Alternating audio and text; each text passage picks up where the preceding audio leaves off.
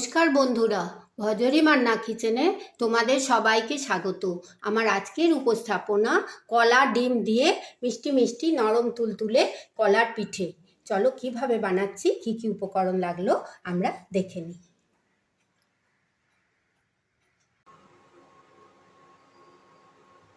আজকে পাকা কলা দিয়ে একটা মিষ্টি পিঠে বানিয়ে তোমাদের সঙ্গে শেয়ার করছি। দেখো, দুটো কলা নিয়েছি পাকা, একটা ডিম, একটু আমুল দুধের গুঁড়ো, একটু গুড় ব্যবহার করব, তোমরা চিনিও করতে পারো, একটুখানি আটা নিয়েছি, আর একটু লিকুইড নর্মাল টেম্পারেচারের দুধ। চলো একটা মিষ্টি কলার পিঠে আমরা বানানো শুরু করি।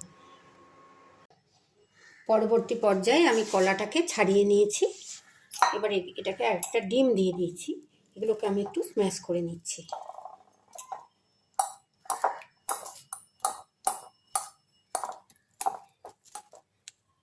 আর এর মধ্যে একটু উপকরণ দিচ্ছি। প্রথমেই দিয়ে দিচ্ছি নর্মাল টেম্পারেচারে দুধ,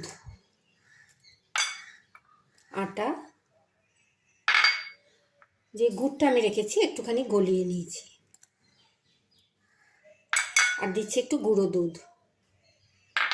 এবার দেব একটু খাওয়ার সোডা।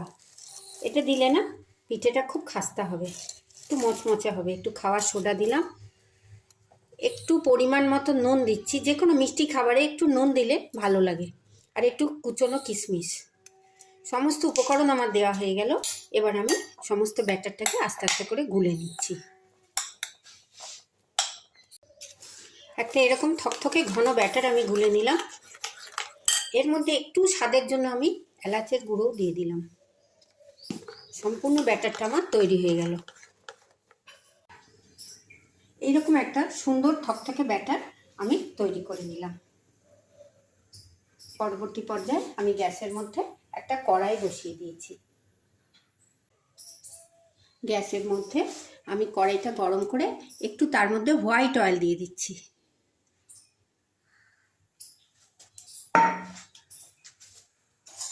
আর দিচ্ছি একটু ঘি। আমি ঘি আর হোয়াইট অয়েলে পিঠেগুলো ভাজবো।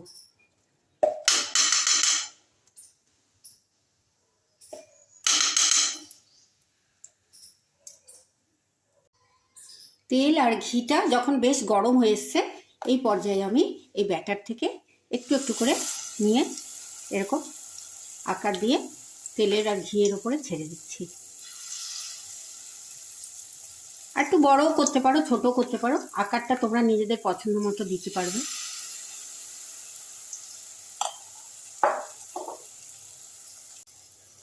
এক পিঠ হয়ে গেছে, ফুলে ফুলে উঠছে। আমি আর এক পিঠ উল্টে দিচ্ছি।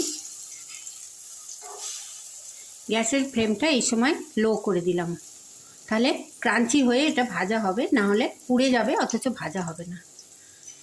এইভাবে আমি সমস্ত পিঠেগুলো ভেজে নেব। এগুলোকে একটু বড় আকারও দিতে পারো, তাহলে পোয়া ভাজার মতো লাগবে। আমরা যে চিনি দিয়ে আটা দিয়ে পোয়া ভাজা করি, এটা কলা দিয়ে একটু বড় বড় করলে পোয়া ভাজার মতনও খেতে হবে।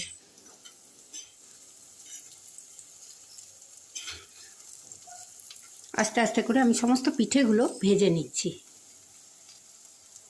পিঠেগুলো আমার ভাজা হয়ে গেছে, এবার আমি তুলে নিচ্ছি।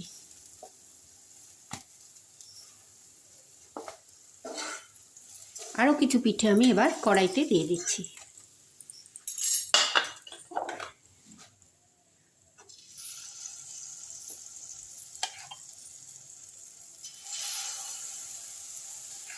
এটা একটু অন্যরকম একটা মিষ্টি, তোমরা ঘরে বানিয়ে খেও। কলা অনেক সময় আমরা একটু বেশি পেকে গেলে খেতে পারি না, তখন এরকম করে করতে পারো।